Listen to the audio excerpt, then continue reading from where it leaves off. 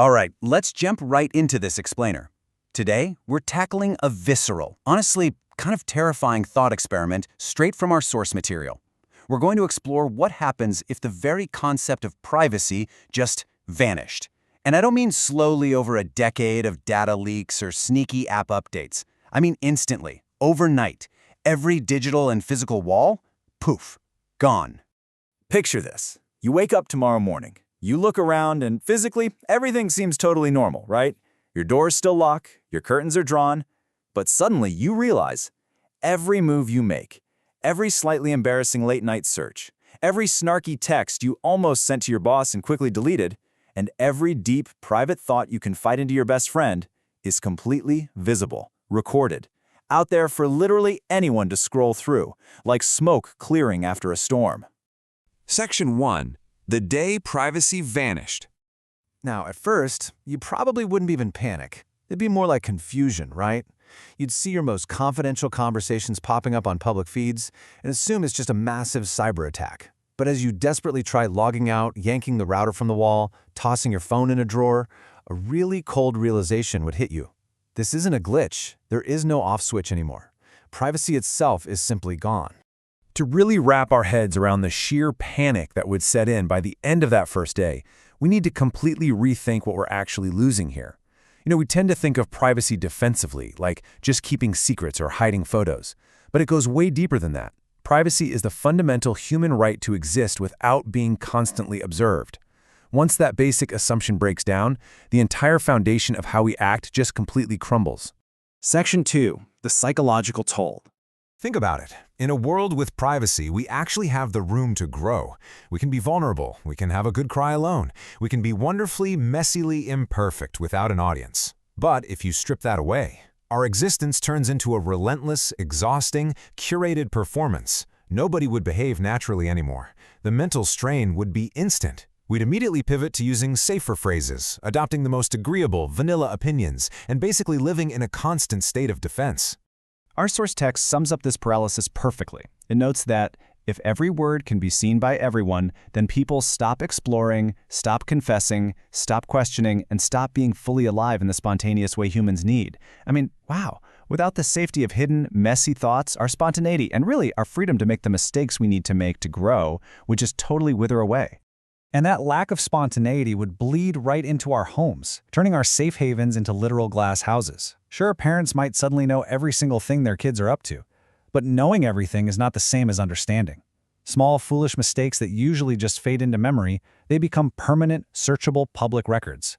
How do you even forgive when the mistake is constantly in your face? And as the source heavily emphasizes, this permanent exposure would be absolutely devastating for young people. A teenager who can't privately explore ideas or make mistakes? They become an adult who might never fully figure out who they actually are. Section 3. The shift in power. So zooming out to a macro level, power would immediately consolidate around whoever owns or controls this data. In the business world, we're talking about a ruthless market. Every hesitation, every lingering glance at a product becomes actionable intel for invasive, weakness-based pricing. Governments would gain terrifying, unprecedented leverage to predict and manipulate mass behavior. And the legal system? The courts would be completely drowning in a sea of raw data, totally losing the human context that true justice actually relies on. Fairness requires boundaries, Without them, the line between gathering evidence and total intrusion just vanishes. Which brings us to a massive structural vulnerability for society as a whole. Democracy itself fundamentally weakens when the simple act of protesting or voicing political dissent becomes an extreme personal risk. If there's nowhere to hide, to organize, or to blow the whistle on corruption, the whole mechanism for societal change breaks down. Activists would be totally silenced simply by the chilling reality of being constantly watched. Now, to be fair, the source text acknowledges a common counter-perspective to all this doom and gloom. Some folks might initially celebrate the end of privacy. They'd argue, hey, hidden crimes become nearly impossible, systemic corruption is easily caught, and lies are instantly exposed to the light. And sure, there is some truth there. Privacy absolutely can protect wrongdoing. But removing every single barrier doesn't magically create a utopia of perfect truth. Actually, the ultimate reality is that it creates a society of extreme vulnerability, shifting massive, unchecked control entirely to the observers. It's total exposure, completely devoid of consent. And this dynamic applies internationally too.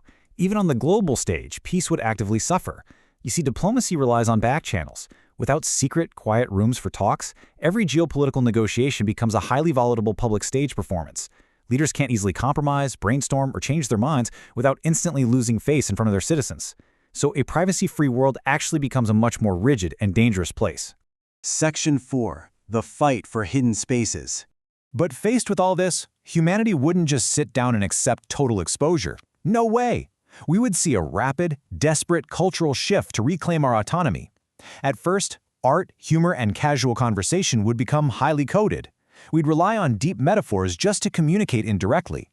Then, people would seek refuge in the analog, like taking silent walks far away from any devices, or passing handwritten notes. Eventually, protective underground communities would inevitably form. And we're not talking about criminal syndicates here, but protective social groups built simply to preserve human dignity and provide a rare space for honest, unrecorded connection. Meanwhile, the tech world would be turned completely upside down. Engineers would scramble to build new systems of anonymity and hyper-secure local networks. But because the fundamental trust in any shared global system would be irreparably broken by this point, society would deeply fragment.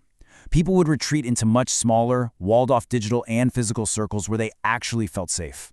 We'd end up with a world that is technically hyper-connected, but socially, it would be more divided than ever before in human history. Section 5. The true meaning of privacy. The source draws a really vital, defining distinction here that we honestly get wrong a lot of the time. We absolutely must understand that privacy is not the same thing as secrecy. Secrecy is the act of hiding facts or concealing wrongdoing from others. But privacy is about the right to control access. It's the fundamental ability to choose when, how, and with whom we share pieces of ourselves. It's that essential buffer that allows us to just be human before we are permanently analyzed and judged. Without that control, we'd exist under a collective, unblinking eye. And as the source beautifully yet kind of hauntingly puts it, a world with no privacy could become a world of silent stress, where everyone is seen but no one feels safe. That constant gaze would slowly reshape the human soul, exposing our nervous systems to this relentless, exhausting pressure. We'd survive, sure, but in a society that no longer leaves enough room for the human mind to actually breathe. So as we wrap up this explainer and you go back to navigating our increasingly visible, hyper-connected modern life, I want to leave you with one final thought. Will you recognize that privacy isn't the enemy of society, but rather the very condition that allows a good, functioning society to exist at all? Keep questioning the systems around you and fiercely protect those quiet, hidden spaces. Until next time, stay curious and keep learning.